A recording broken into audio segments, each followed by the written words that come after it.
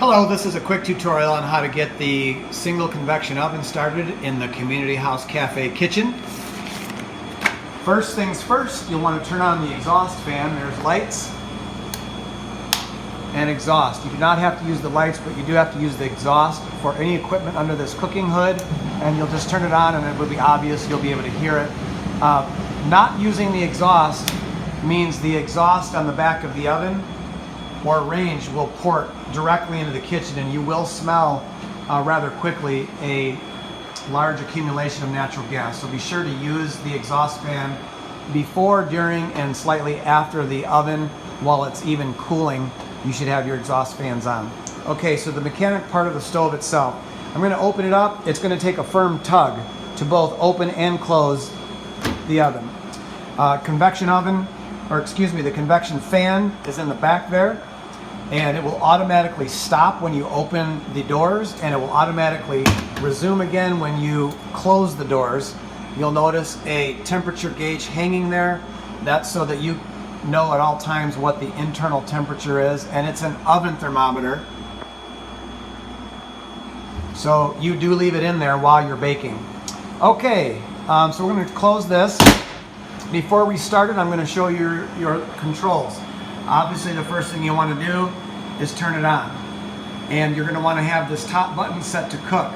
This is your timer. So do you want your items baking 10 minutes, 20 minutes, etc.?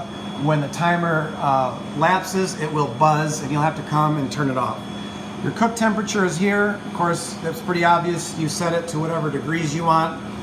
And your fan speed here is for the convection inside. So depending on what speed you want, high or low, then set it appropriately. This last button down here is if you want to look inside the oven and turn the light on, you just press and hold that. The lights will come on, and then you can see what's going on with your baked goods. So we're going to fire this up. First thing I'm going to do is turn on the exhaust hood.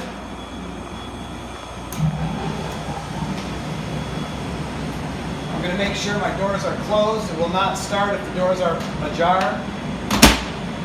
I'm going to turn it on. It's already on cook, and let's say I want it for 10 minutes. Actually, we won't use this yet. We've got it at 350. You'll notice the red light will come on.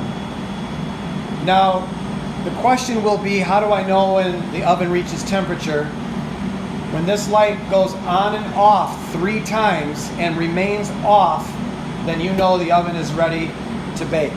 And that's why it's important to leave the oven thermometer inside. You can already see the glass beginning to fog in here because it's already heating, and there's already exhaust coming out the back.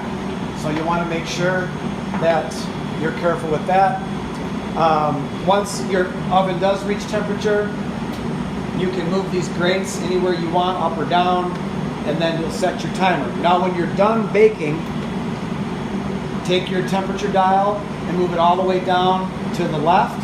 Make sure the timer is off, and put the oven on cool mode, and let the oven cool for about 30 to 40 minutes, and then afterwards turn it off. After you turn the oven off, then you turn your exhaust fans back off, and you're good to go. Keep in mind there is no dishwashing capability inside the kitchen at this point, so be sure to bring something with you for whatever pan or tray you're using. Thank you.